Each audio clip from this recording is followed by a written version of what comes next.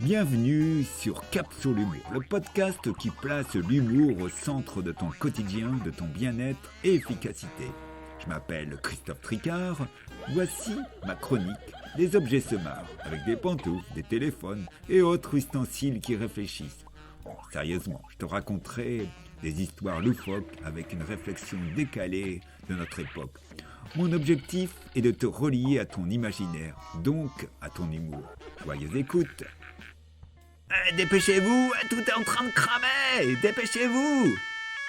Enfin, vous intervenez, 2 minutes plus tard, vous auriez mangé des choux de Bruxelles avec les bretelles détendues noires de chez Noir. Ah ouais, nous n'avons pas encore fait les présentations. Je m'appelle Manfin. L'origine de mon nom vient de mes parents fabricants. Ouais, ils adoraient la BD Gaston Lagaffe, mais en orthographie F-A-I-M, hein. Je suis la gazinière de fabrication artisanale d'excellence, hein, comme ils disent, avec 5 feux. Dans le civil, je cuisine pour mes boss, les Richard. Ouais, ils sont 4. Gabriel, le père, avec un ventre gros comme un gâteau à la crème. Emma, la mère, une stressée, madame décongelée de chez Tricard ou un nom comme ça, là. Et les 2 marmots, Mia et Jules, des hamburgers ambulants. J'ai oublié. Poupou. Un chien, un caniche, un petit cochon sur pattes. Allez, en ce début d'année, j'en ai marre. Ma famille d'adoption me cuisine que des plats infects, mais infects avec des additifs, E100, E100K, des nitrites, des conservateurs et autres aérateurs de cochonneries industrielles. C'est bien simple, c'est tellement atroce que les assiettes de Funk Food ou Malbouffe in French finissent toujours à demi-pleine chez Dégueu, une copine poubelle. La pauvre, elle est souvent obligée de prendre des cachets pour mieux les digérer. Vous allez me demander mon pire souvenir, sans rire, le cassoulet en boîte.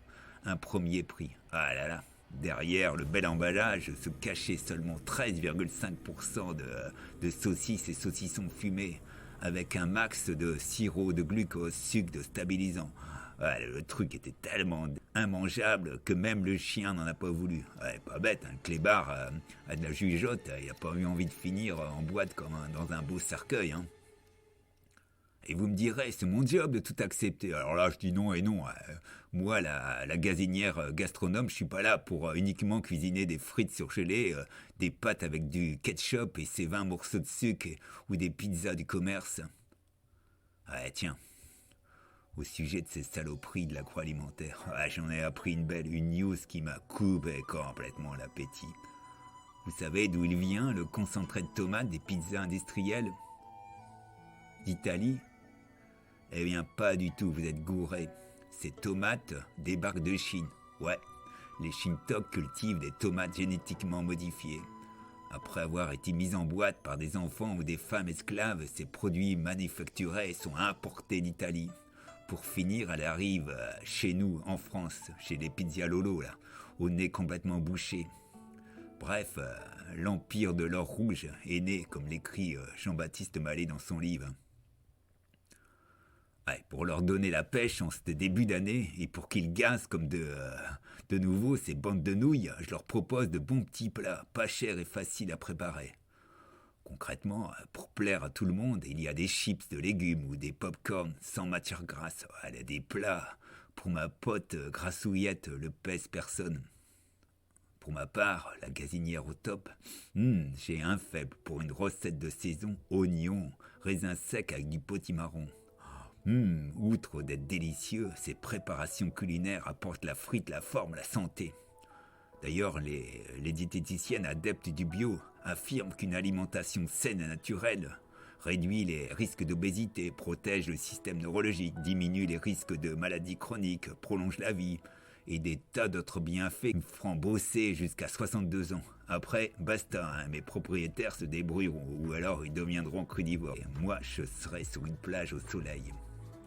Dans un autre domaine, j'ai une copine, Hailey, une big gazinière américaine, le double de ma corpulence. Elle m'a signalé une expérience surprenante. Elle l'a relevée sur le site de la psychothérapeute Céline Barrault. Ah, j'étais épaté.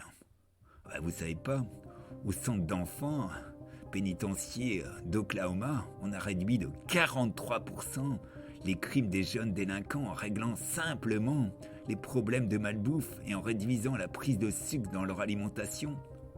Et puis plus les expérimentateurs sont allés plus loin en étudiant les électroencéphalogrammes des prisonniers. Chez les délinquants violents, ils ont trouvé 14 anomalies. Après le changement de régime, ces anomalies sont passées à 2.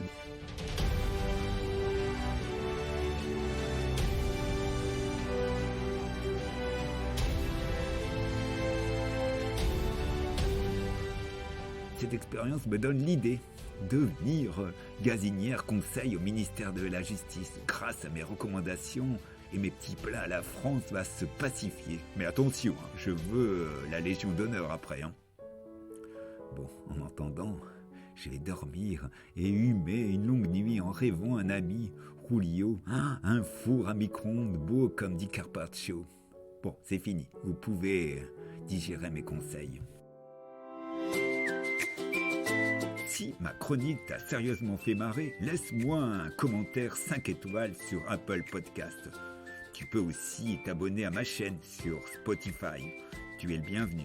Et si tu as des questions, contacte-moi sur humour-o-travail.fr. Je te donne rendez-vous tous les mardis pour découvrir un nouvel épisode des Objets Sommaires.